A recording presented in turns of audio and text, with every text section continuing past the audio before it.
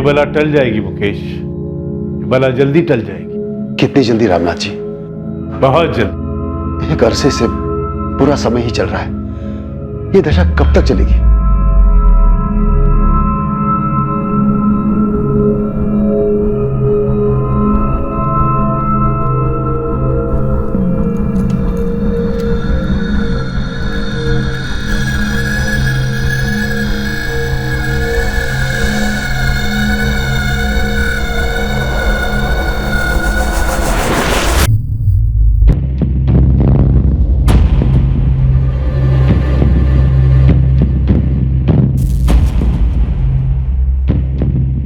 तीन हफ्ते मुकेश, सिर्फ 3 हफ्ते। 3 हफ्तों के बाद तुम्हारी तकदीर बदल जाएगी मुकेश। उज्जवल भविष्य नजर आ रहा है मुझे। तुम्हारे आसपास जितनी भी मुश्किलें हैं सब धीरे धीरे गायब हो जाएंगी। बहुत बहुत धन्यवाद रामनाथ जी, बहुत बहुत धन्यवाद। आप जैसा कहेंगे मैं वही करने के लिए तैयार हूं, बस एक बार ये दशा टल जाए। क्या किसी इंसान के पास दूसरे इंसान का भविष्य देखने की शक्ति हो सकती है? क्या कोई किसी के आने वाले कल को अच्छे या बुरे कल में बदल सकता है? क्या जीवन के गंभीर मसलों का हल चमत्कारी ताकतों से पाया जा सकता है?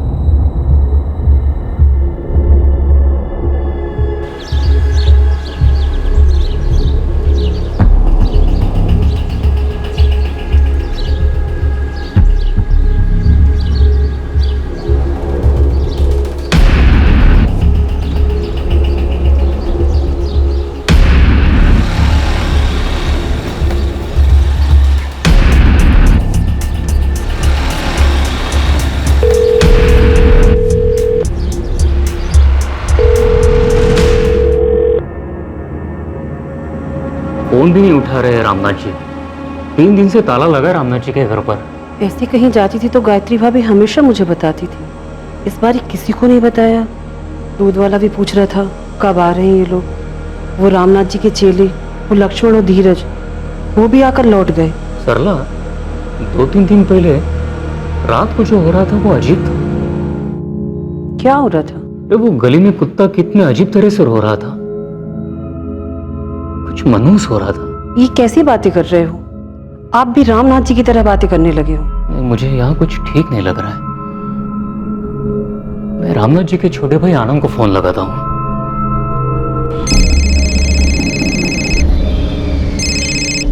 नहीं रोहित, रामनाथ भैया ने मुझे कुछ नहीं बताया। हुआ क्या? नहीं, बस वो फोन नहीं उठा रहे हैं और 3 दिन से घर पर ताला है। 3 दिन से ताला लगा हुआ घर पे? हाँ आनंद, मैंने आखिरी बार उन्हें 16 जुलाई को देखा था, उसके बाद कोई भी नहीं दिखा। The number you have called is currently switched off. पापा, किशोर भैया और नेहा दीदी का भी फोन बंद आ रहा है। हाँ विशाल, ये गायत्री भाभी का फोन भी बंद आ रहा है। सब लोग गए कहाँ होंगे? ऐसे सभी लोग फोन बंद करके कहीं जाएंगे क्या? कुछ तो गड़बड़ है। आप तुरंत माजोली के लिए निकल जाइए, देख कर आइए ना कि माजरा क्या है।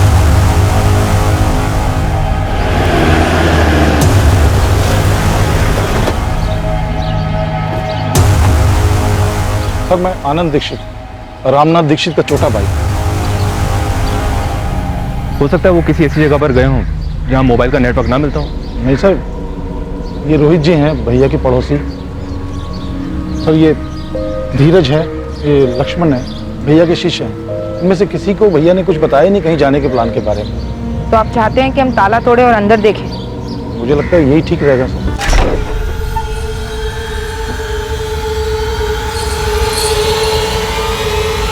सर रुकिए, खून।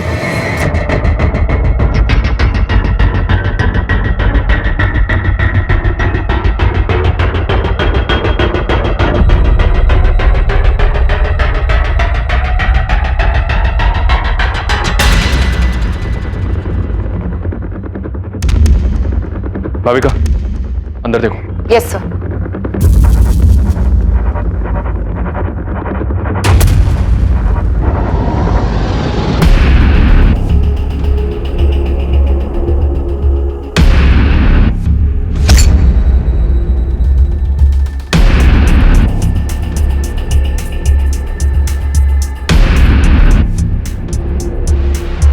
यहाँ कुछ हुआ है सर? कोई है अंदर क्या? नहीं आना, अंदर कोई नहीं।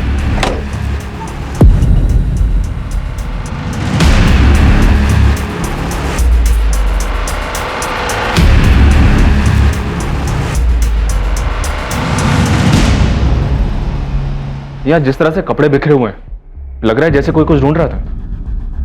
सर, दूसरे वाले बेडरूम की अलमारी और लॉकर भी खोले गए।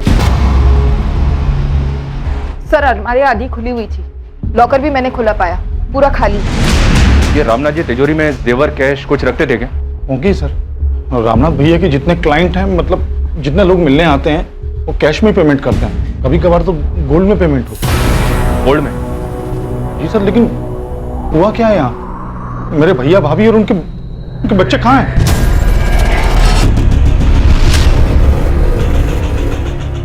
तोमर, फॉरेंसिक टीम को तुरंत आने को कहो। यहाँ कुछ तो हुआ है। सर, घर के पीछे वाले आंगन में आइए, कुछ हुआ है वहां।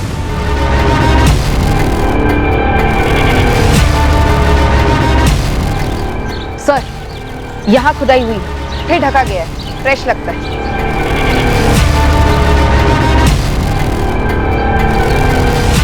मुझे आइडिया नहीं सर, मैं यहाँ भैया के यहाँ काफी अरसे बाद आया हूँ।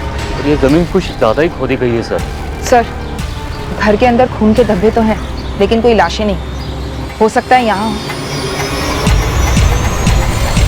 अब जो जमीन के अंदर से सामने आने वाला था, उससे सिर्फ मझौली गांव नहीं बल्कि पूरे राज्य के लोगों के पैरों तले जमीन खिसकने वाली थी। और रामनाथ दीक्षित के घर हुआ यह रहस्यमय कांड पुलिस के लिए काफी पेचीदा साबित होने जा रहा था।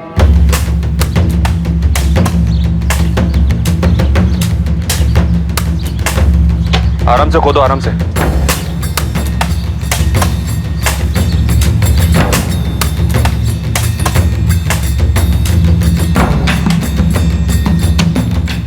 सर, अभी तक तो हमारे हाथ कुछ नहीं लगा, लेकिन सर यहाँ जरूर कुछ मिलेगा।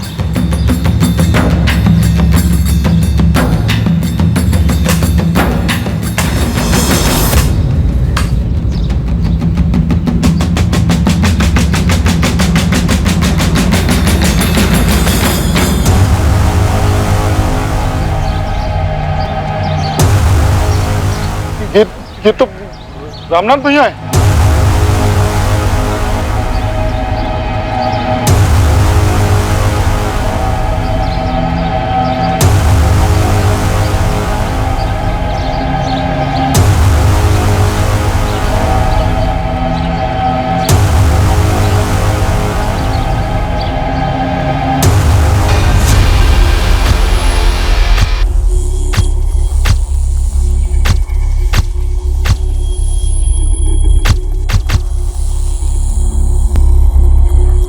चारों पर छुरे जैसे किसी हथियार से वार किया गया है। सबकी जुगुलर वेन काटी गई है। ये गले की ये नस। ऐसी हालत में मौत ऑन द स्पॉट होती है। हमला एकदम अचानक किया गया होगा, क्योंकि पड़ोसियों ने किसी भी तरह की कोई आवाज नहीं सुनी। हमने तो कोई चीखने चिल्लाने की आवाज नहीं सुनी सर। 17 तारीख की सुबह से ये लोग दिखे ही नहीं, तब से ताले लगा है घर में। लक्ष्मण, धीरज, क्या लगता है तुम्हें? रामनाथ जी के पास 16 की रात को कौन आया होगा जो ऐसा करके? पता नहीं साहब, 16 की शाम को गुरुजी के साथ बैठक हुई, उसके बाद मैं अपने घर चला गया। मैं भी साहब, मैं और लक्ष्मण साथ ही निकले थे।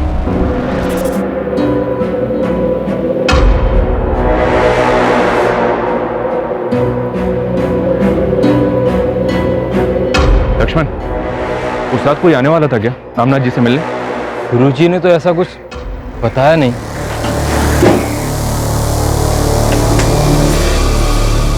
सर, ये 4 फोन्स ड्रॉअर में से मिले।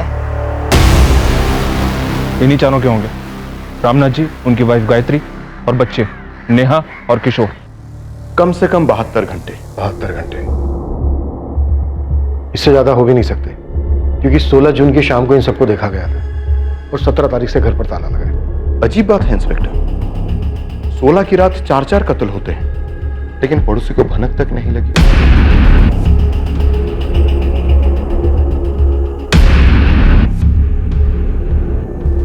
उस रात को कोई कुत्ता बड़ी डरावनी तरीके से रो रहा था, बस मुझे इतना ही याद है सर। कुत्ता रो रहा था? हाँ, मैं उठ गया था, बहुत ही मायूस सा लग रहा था, घबराहट से होने लगी थी सर। फिर मैं थोड़ी देर में फिर से सो गया था। आनंद जी, आपके भाई काला जादू वगैरह करते थे? नहीं, भविष्यवाणी करते थे, लोगों की मुश्किलें हल करते थे।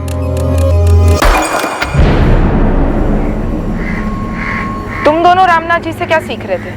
ज्योतिष विद्या मैडम, लोगों का भविष्य देखकर उपाय बताना। आनंद जी, आपके भाई की किसके साथ ऐसी जानी दुश्मनी थी जिसने परिवार सहित उनका कत्ल कर दिया?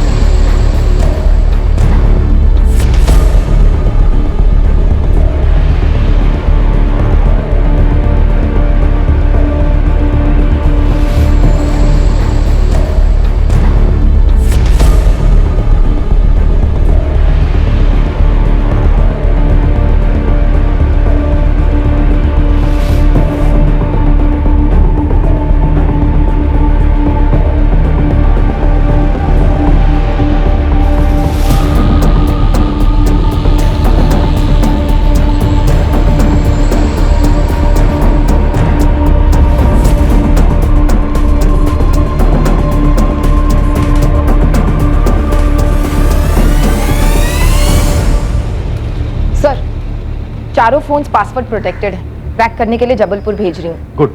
और फॉरेंसिक ऑफिसर को बोलना जितना ज्यादा जल्दी हो सके उतना जल्दी। घर से कुछ पता चला क्या क्या चुराया गया? रामनाथ जी के भाई आनंद को एग्जैक्टली तो नहीं पता, लेकिन उनका इतना कहना है कि लॉकर में काफी कैश और ज्वेलरी रही होगी।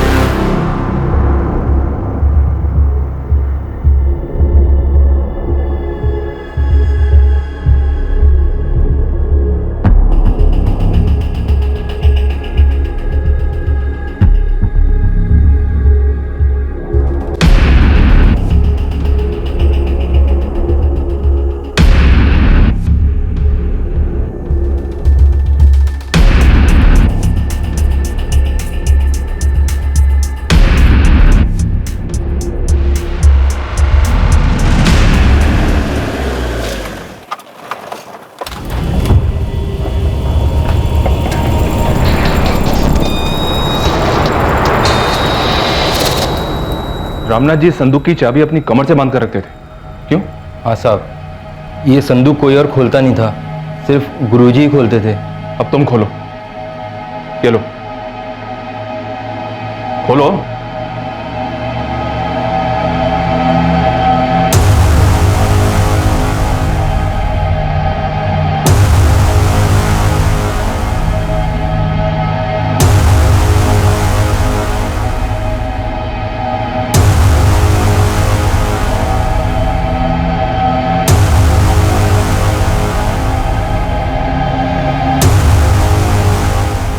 जिसने भी ये मर्डर किए वो अलमारी से शायद कैश और ज्वेलरी दोनों ले गया। फिर उसे एक संदूक क्यों नहीं खोला होगा? हमें कैसे पता होगा साहब? ये संदूक के अंदर क्या चीजें हैं? साहब ये गुरुजी की चीजें हैं। हमारे लिए तो संदूक को छूना भी मना था। ये उनके तंत्र मंत्र का सामान है क्या?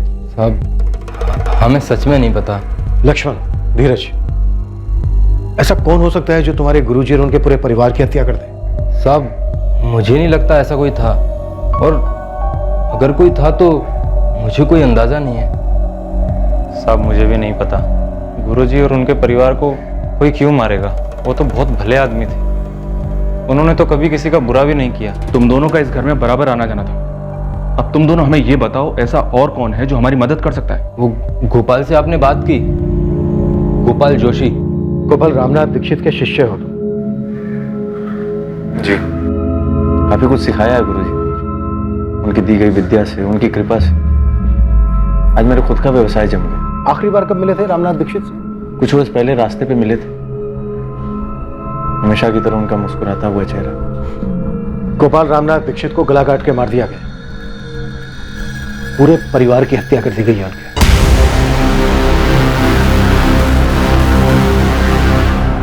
सर देर रात हुआ होगा।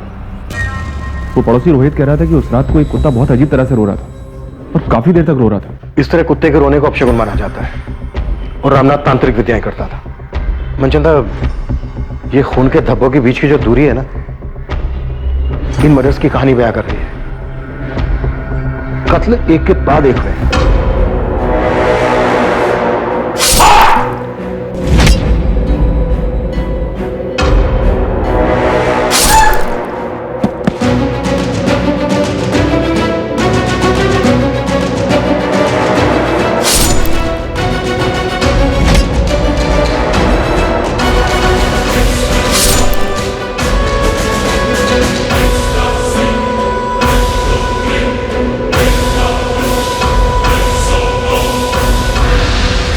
सिर्फ इतना ही नहीं, रामनाथ दीक्षित की पत्नी गायत्री और उनकी बेटी नेहा के साथ बलात्कार भी किया गया। यह बलात्कार कत्ल के बाद हुआ है इंस्पेक्टर। तो you mean necrophilia? Yes, necrophilia, लाशों के साथ संभोग की विकृति। कौन हो सकता है वो जो ये सब कर सकता है? सर मुझे समझ में नहीं आ रहा कौन कर सकता है। रामनाथ जी जैसे भले इंसान, उनका भला परिवार, और ये हमला सिर्फ चोरी के इरादे से किया गया है? ऐसा बिल्कुल नहीं। 4-4 मर्डर करना, घर लूटना, फिर चारों लाशों को यहाँ घर के पीछे के आंगन में दफनाना। ये मर्डर्स लूट और चोरी की वजह से किए गए नहीं लगते, क्योंकि अगर ऐसा होता तो लाशों को दफनाता क्यों? राइट सर, डाका डालने वाले अक्सर मर्डर्स करते हैं, सेक्सुअल असॉल्ट भी करते हैं। कब्रें खोदने के लिए कोई इतनी मेहनत करेगा? वक्त जाया करेगा? बिल्कुल नहीं। और जो चोरी हुई है वो इतनी चालाकी के साथ हुई है कि पहले हमारी नजर में ही नहीं आई। और वो बाहर दरवाजे के ताला लगाना, कौन सा चोर ऐसा करता है?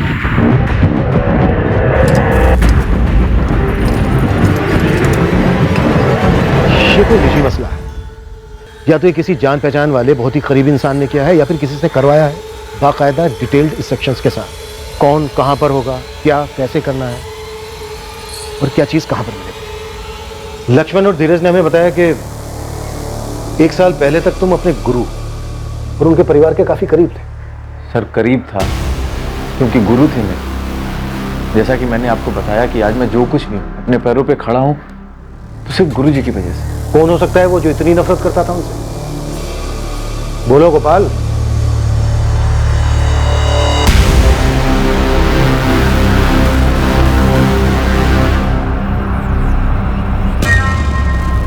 दावे के साथ तो नहीं कह सकता, लेकिन उनके छोटे भाई आनंद। क्या आनंद दीक्षित? बोलो। गुरुजी और उनके छोटे भाई आनंद के बीच में प्रॉपर्टी को लेकर कुछ विवाद चल रहा था। दामों में उनका पुश्तैनी घर है। पापा बहुत टेंशन में लग रहा है आप। एक बात खाई जा रही है बेटा, गायत्री भाभी और यहाँ के साथ जो किया बहुत घिनौनी हरकत है। ऐसा कैसे कर सकते हैं?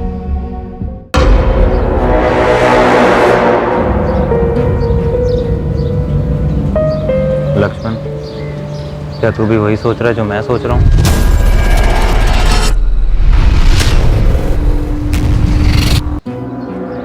चू भी मत करना धीरज, चुपचाप बैठे रहो। क्यों? तुझे नहीं लगता हमें सब कुछ सच सच बता देना चाहिए? सच बताने जाएंगे तो हमारी जान पर आएगी। तुझे इतना तो समझ आ रहा है ना कि पुलिस को हम पे शक है। बिल्कुल समझ रहा हूँ मेरे भाई, इसीलिए बोल रहा हूँ, मुंह बंद रखना है हमें, एकदम बंद। इन 4 भयंकर हत्याओं के रहस्य की एक चाबी थी। ये चाबी वो एक बात थी जिसके बारे में रामनाथ दीक्षित के शिष्यों लक्ष्मण और धीरज ने चुप्पी साधने का फैसला कर लिया था। ये कोई साधारण चोरी के दौरान हुआ हत्या का मामला तो बिल्कुल ही नहीं था। अब सवाल यह था कि नौजवान कब तक खामोश रह पाते और इस केस का सच कब तक छुपा रहता।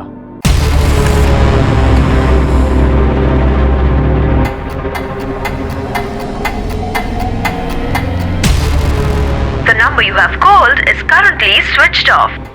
गिरी, ये नंबर 4445791124 फोन कंपनी से पता करो किसका है, अर्जेंट। जी मैडम।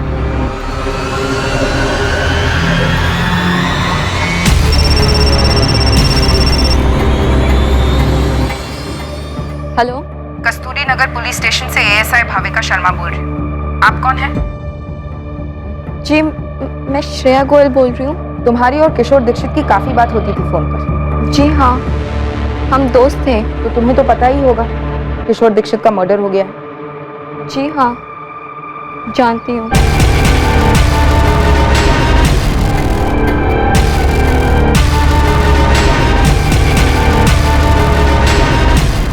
साहब मैंने पता किया, दमोह में पुश्तैनी घर को लेकर दोनों भाइयों में काफी खटास थी। तो ये गोपाल जो बता रहा था रामनाथ के भाई आनंद के बारे में, वो सच है? बिल्कुल सच है। एक मिनट गोपाल, रहने दो इसे। ये मेरा छोटा भाई ये चाहता है कि वो दमोह वाला घर में पूरा इसके नाम कर। 15 लाख देने थे, 8 दे चुका है, 7 बाकी है। मैं इससे कह रहा हूं कि भाई वो 7 लाख दे दो तो मैं कागजात पे साइन कर देता हूं। मैं गलत करा? बिल्कुल गलत नहीं कह रहे हैं आप। अगर आपकी जगह पे आनंद जी होते तो क्या वो साइन करते? अपना काम करो गोपाल। और भैया घर के मामले में बाहर वालों को क्यों ला रहे हैं आप? 7 लाख देने दे दूंगा मैं, कहीं भागा जा रहा हूँ क्या? अरे तो मैं भी कहां भागा जा रहा हूं आनंद। देखो भाई, हिसाब साफ होना चाहिए, आसानी रहेगी सबके लिए। अब रामनाथ तो रहा नहीं और ना उसका परिवार, तो सारी जमीन अब सिर्फ आनंद दीक्षित की। हाँ मैम, मुझे किशोर के लिए डर था और पहले से ही था। क्यों? उसके पापा कॉर्पोरेटर हैं। किसके पापा? सूरज के पापा। और सूरज ने किशोर को धमकी दी थी। किशोर नहीं, किशोर किशोर छोड़ो उसे। किशोर किशोर मत करो, छोड़ो उसे। सूरज नहीं, किशोर किशोर क्या कर रही हो तुम? होश में दो। श्रेया, तुम पहले मेरी गर्लफ्रेंड थी। सिर्फ दोस्त थे सूरज, पर मैं किशोर को लाइक करती हूँ और वो मुझे। तो तू पीछे रह साले। और तू जो भी है, ये दुनिया ना तेरे बाप की जागीर नहीं है साले। है दुनिया मेरे बाप की जागीर है। अबे कॉर्पोरेटर है तो क्या हुआ? भगवान तो नहीं है। अबे तू देखेगा क्या ताकत है मेरे बाप की। तेरी तो पूरी फैमिली देखेगी। अबे मझौलिया कब और वहां आके ना पूछ कि रामनाथ दीक्षित की क्या ताकत है। एक मंत्र पढ़ेगे ना तुम सबकी बैंड बज जाएगी। चल फिर देखते हैं ना, मंत्री की पावर जीतती है या फिर मंत्री की पावर।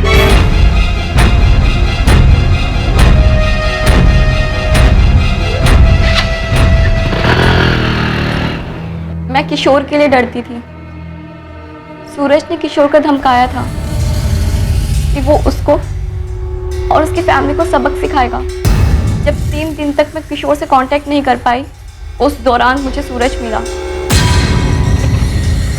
श्रेया बैठ ना, कॉलेज ड्रॉप कर देता हूँ तुझे। No thank you.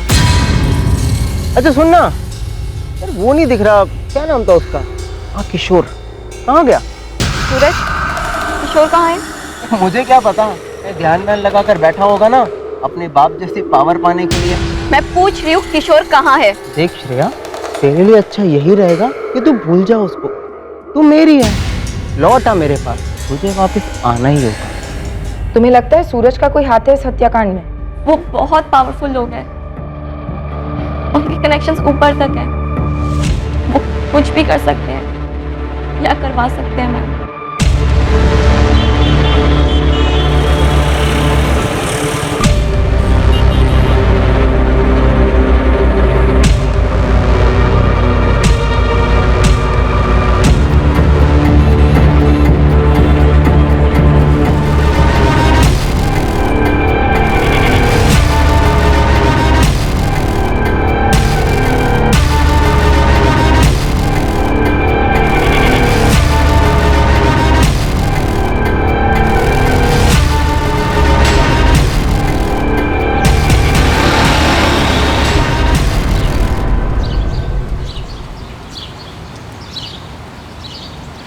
गोपाल भाई, गोपाल भाई।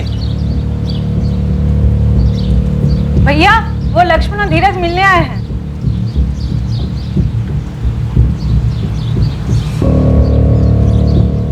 गोपाल भाई, एक बात थी जो हमने आपको नहीं बताई। क्या? पुलिस ने लक्ष्मण से गुरुजी की संदूक खुलवाई। और क्या धीरज? क्या हुआ लक्ष्मण? संदूक में नहीं थी वो। हमें पता है आनंद, तुम्हारी अपने भाई रामनाथ दीक्षित के साथ अनबन चल रही थी पुश्तैनी घर को लेकर। इस वक्त हमारे पास कोई सबूत नहीं है जो तुम्हें इस जुर्म से जोड़े। अब तुम्हें बताओ, तुम अपना जुर्म खुद कबूल करोगे या फिर हम हमारे तरीके से कबूल करवाएं? कम से कम 2 लोग थे, शायद 3, जिन्होंने रामनाथ दीक्षित और उनके परिवार की हत्या की, इस सब की लाशों को घर की बैक साइड में दफना दिया। और इतना ही नहीं, तुम्हारी भाभी और भतीजी के साथ उन्होंने रेप भी किया है। ये किराए के लोग भी हो सकते हैं और एक ना एक दिन हम इन्हें धर ही लेंगे। फिर ये लोग हमें बताएंगे कि किसने उन्हें सुपारी दी थी।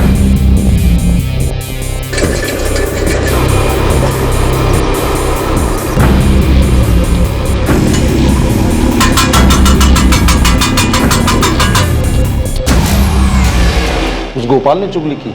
हम तुम तक पहुंच गए आनंद, अब ये मैटर नहीं करता है ये रास्ता हमें किसने दिखाया। मुझ तक तो पहुंचना ही था सर। मेरे और भैया के बीच में पुश्तैनी मकान को लेकर इतना बड़ा मसला चल रहा था, सबको मालूम था। तुम्हारी दुश्मनी जाहिर थी, इसका मतलब ये नहीं है कि तुम शक के दायरे के बाहर। दुश्मनी नहीं थी सर, वो सिर्फ एक मकान का मसला था। और उस मसले के लिए इतना भयंकर कांड करवाऊंगा मैं? अपने भाई की हत्या करवाऊंगा? अपनी भाभी और भतीजी के साथ इतनी? सर मैं मानता हूं कि मुझे वो मकान चाहिए था, लेकिन ऐसे बिल्कुल नहीं, बिल्कुल भी नहीं। सर मैं साधारण सा व्यापारी हूं, इतना गंदा नहीं सोच सकता। मेरे भैया और भाभी को, बच्चों को, सबको मार डाला गया, उसके पीछे कोई और कारण है। और क्या है ये कारण? सर मेरे भैया बहुत कम उम्र से इस सब में शामिल थे। उनके पास दैवी शक्तियां थी। उनको लोगों की समस्याओं के बारे में पहले ही मालूम पड़ जाता था और लोगों की समस्याओं को दूर करने की शक्तियां थी उनके पास। हमारे पास भी शक्ति है मुजरिम तक पहुंचने की, फिर चाहे मुजरिम ने कितनी भी चालाकी की। तो लगाइए ना शक्तियां, क्योंकि आपका मुजरिम मैं नहीं हूं। रामनाथ दीक्षित मेरे सगे भाई थे।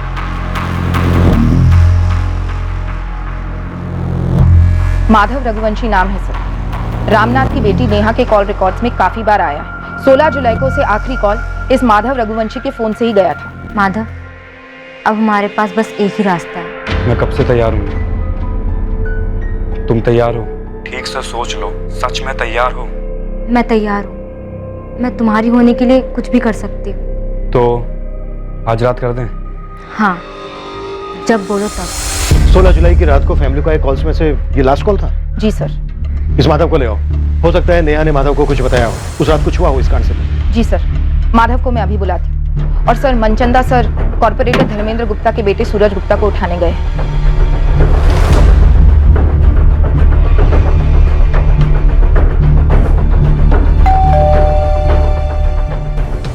इंस्पेक्टर, तुम मेरे ही घर में घुसकर मुझसे ये पूछ रहे हो कि मेरे बेटे ने यह कांड किया और इस कांड को अंजाम तक पहुंचाने में मैंने इसकी मदद की है, वो भी उस किशोर के साथ हुए पिद्दू से झगड़े के लिए। मैं एग्जैक्टली यही पूछ रहा हूँ।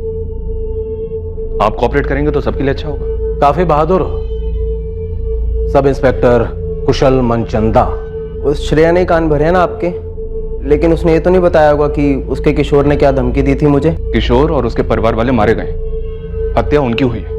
वो आप लोग निकलवाते हैं ना फोन रिकॉर्ड वगैरह, पहले वो निकलवाइए। जब हमारे खिलाफ सबूत इकट्ठा हो जाए तब आप यहाँ पर आइए। और हाँ, ये बेवकूफ़ी को ना बहादुरी ना समझिए, महंगी पड़ेगी।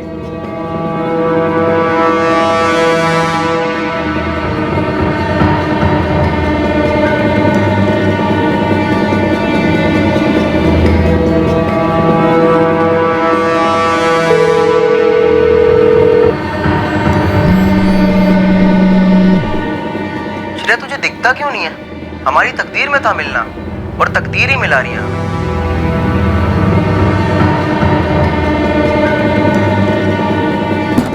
माधव, माधव, दरवाजा खोलो बेटा। ऐसा नहीं करते बेटा, दरवाजा तो खोलो। पिछले कुछ दिनों से ऐसे ही कर रहा है वो। 17 जुलाई से?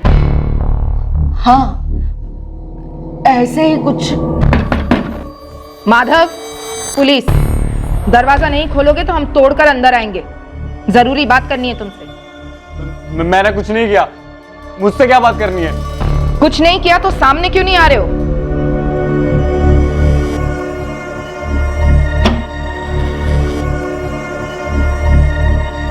सोलह जुलाई की शाम को उस घर में आखिरी कॉल तुम्हारा था, नेहा दीक्षित को। क्या बात करनी है आपको? बात थाने में होगी। देखो माधव, चुप रहकर तुम अपनी खुद की कब्र खोद रहे हो और हमें यह सोचने पर मजबूर कर रहे हो कि रामनाथ और उसके परिवार की कब्र तुम ही ने खोदी। नहीं सर, ये क्या बोल रहे हैं आप? तो सच क्या है? क्या हुआ था?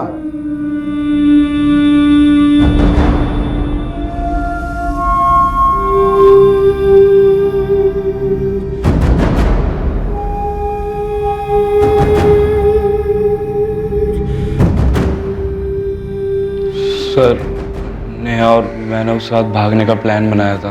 तुम दोनों भागने वाले थे, ये बात हुई थी फोन पर? जी सर, सीरियसली बोल रहा हूँ नेहा, आज रात। मैं भी कम सीरियस नहीं हूँ माधव। आज रात तो आज रात। रात को 2:30 बजे घर से निकलकर बाहर आ जाना, मैं इंतजार करूंगा। रामनाथ जी, वो हमारे रिश्ते के बारे में जानते थे,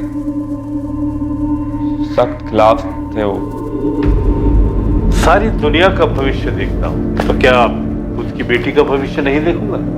इस माधव के साथ तुम्हारा आगे कुछ भी नहीं है बेटा। लेकिन बाबा, हम 11वीं क्लास से एक साथ। अब आगे नहीं होगा बेटा। तुम आज ही माधव के साथ सारे रिश्ते तोड़ दो। शुरू में कठिनाई होगी, पर बाद में सब ठीक हो जाएगा। और मेरा विश्वास करो बेटा, अच्छा समय आएगा, बहुत अच्छा समय आएगा। दोनों कॉलेज टाइम से भागने का प्लान बना रहे थे।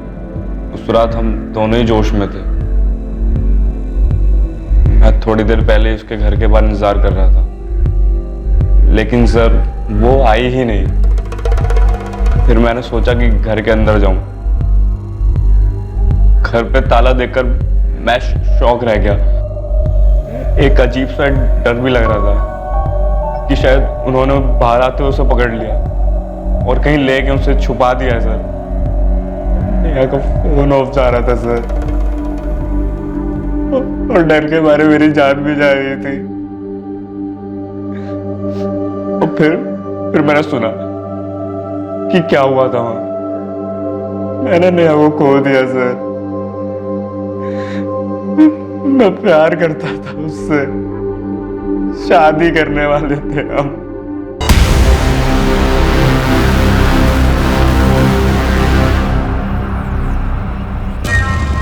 सर, इस माधव को क्लीन चिट देना बनता नहीं, कुछ तो छुपा रहा है।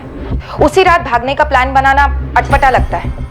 सर, मुझे लगता है कॉर्पोरेटर धर्मेंद्र गुप्ता और उसका बिगड़ा बेटा सूरज, ये दोनों इस कांड में शामिल हैं। और मैंने अभी तक आनंद दीक्षित को क्लीन चिट दी नहीं। मुझे उसका मोटिव स्ट्रांग लग रहा है।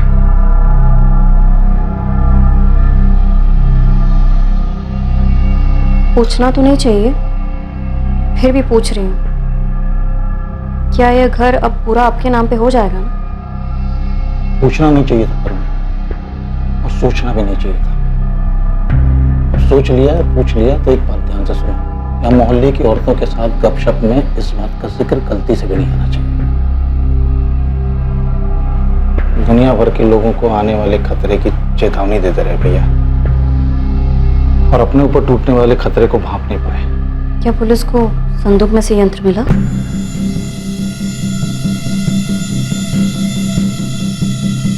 तुझे किसी भी बात की चिंता करने की जरूरत नहीं है। अरे पुलिस अपना काम करेगी, उसे करने दे। तुझे मैं कुछ नहीं होने दूंगा। मुझे रत्ती भर का डर नहीं है पापा। जो होना था वो होना ही था, तो हो गया। जो होना था वो होना ही था, सो हो गया। क्या बात है? माधव, तू मुझे छोड़ के भाग जाने वाला था। अरे नहीं माँ। लेकिन तू तो कह रहा था कि उस रात तू नेहा के साथ भागने वाला था। क्या बात है बेटा, तू कुछ छुपा रहा है मुझसे? बताओ ना मुझे, माँ हूं मैं तेरी, सच बता। तू जो कह रहा था वो सच नहीं है ना? माधव के अनुसार उसने और नेहा ने भागने का प्लान बनाया था। किशोर की सूरज गुप्ता से दुश्मनी थी उसकी गर्लफ्रेंड श्रेया को लेकर, और आनंद को पूरा पुश्तैनी घर चाहिए था। पर क्या ये तीनों एंगल्स उस घर में हुए भयंकर मल्टीपल मर्डर, रेप और लूट के केस के कारण? फिर एक चौथा एंगल सामने आया, या कहा जाए कि चौथा एंगल सामने लाया गया। क्या गायब था संदूक से? गुरुजी की पोटली साहब, जिसमें गुरुजी का यंत्र होता था। कैसा यंत्र? क्या खास था उस यंत्र में? उस यंत्र में दैवी शक्तियां थी, इसीलिए उसे लाल पोटली में बंद रखा जाता था। कैसी शक्तियां थी उस यंत्र में? गुरुजी ने कभी डिटेल में तो नहीं बताया। इतना बताया था गुरुजी ने कि बहुत शक्ति है उस यंत्र में, इसलिए हमेशा ताला बंद रहता था संदूक का। लाल पोटली? गुरुजी, क्या है उसके अंदर? उस पोटली में शक्ति है, भविष्य देखने की, अतीत जानने की। गुरुजी, क्या हम भी उसे देख सकते हैं? नहीं, मेरे अलावा कोई नहीं।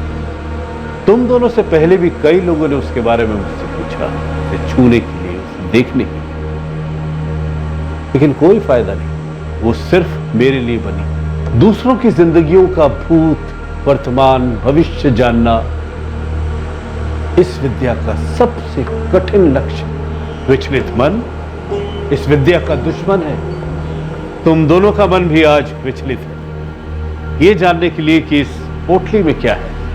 जब आपने संदूक खुलवाई तो उसके अंदर वो लाल पोटली नहीं थी साहब।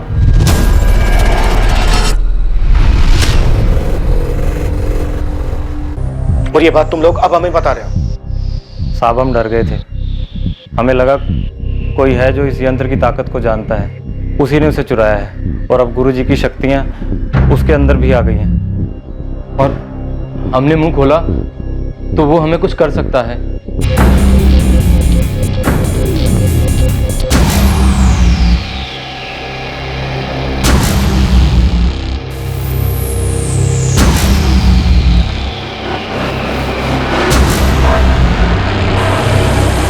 और अब ये सब हमें बताने की हिम्मत कहां से आ गई तुमने?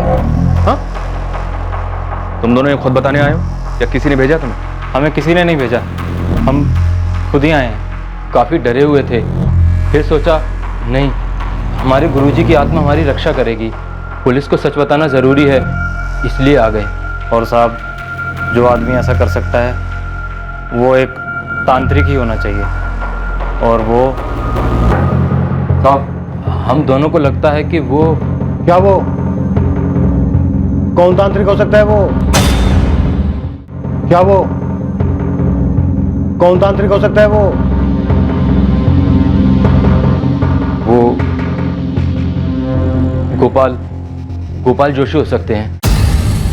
संदूक में वो लाल पोटली नहीं थी, यंत्र कोई चुरा ले गया है। क्या गुरुजी और उनके परिवार का कत्ल उस यंत्र के लिए किया गया था? बकवास मत करो। पढ़ा नहीं तुम लोगों ने कि गुरुजी की पत्नी और उनकी बेटी के साथ क्या हुआ? कोई भी भक्त या गुरु ऐसा कभी नहीं करवाएगा। गोपाल भाई, आप ही बताइए हम क्या करें? पुलिस ने उनके सामने हमसे संदूक खुलवाई, उसमें लाल पोटली नहीं थी। ये लाल पोटली वाली बात पुलिस को बतानी चाहिए कि यंत्र के लिए कत्ल हुआ है। नहीं हुआ। तुम दोनों ये यंत्र की बात भुला दो। और पुलिस भी ये यंत्र मंत्र की बात पे विश्वास नहीं करती। यहाँ माजरा कुछ और ही है। लेकिन यंत्र गायब है। तो होने दो गायब। याद करो, उस यंत्र को सिर्फ हमारे गुरुजी इस्तेमाल कर सकते थे और वो नहीं चाहते थे कि उसे कोई और छुए भी। मेरी राय मानो, तुम लोग उस यंत्र के बारे में बात तक मत करो। गोपाल भाई की सलाह हमें अजीब लगी साहब। साहब उन्हें तो सीधे सीधे कहना चाहिए था कि पुलिस को जाकर सब बता दो, लेकिन उन्होंने ऐसा नहीं किया। तभी हमें गोपाल भाई पर शक हुआ।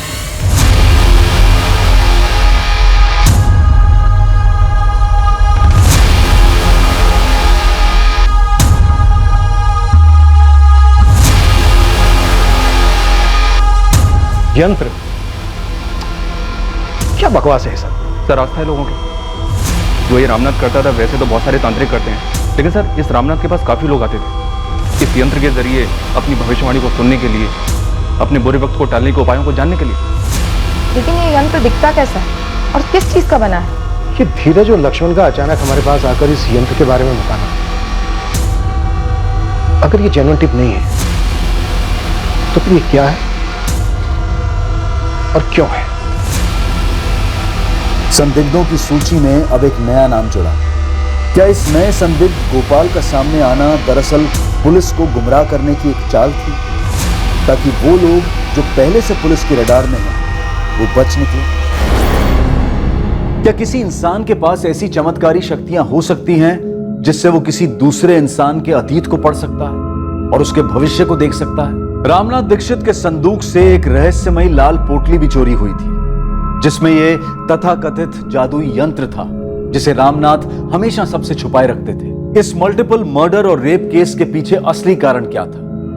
पुलिस के लिए इस केस के सारे एंगल्स को छांटकर जुर्म की कहानी और मुजरिम की शक्ल दोनों को सामने लाना काफी मुश्किल साबित होने वाला था।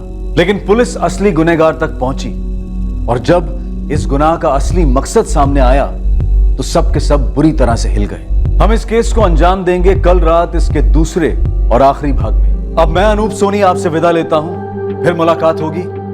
याद रखें, आपके और क्राइम के बीच में सिर्फ इतना फर्क है कि आप कितने सतर्क हैं। सतर्क रहें, सुरक्षित रहें। जय हिंद।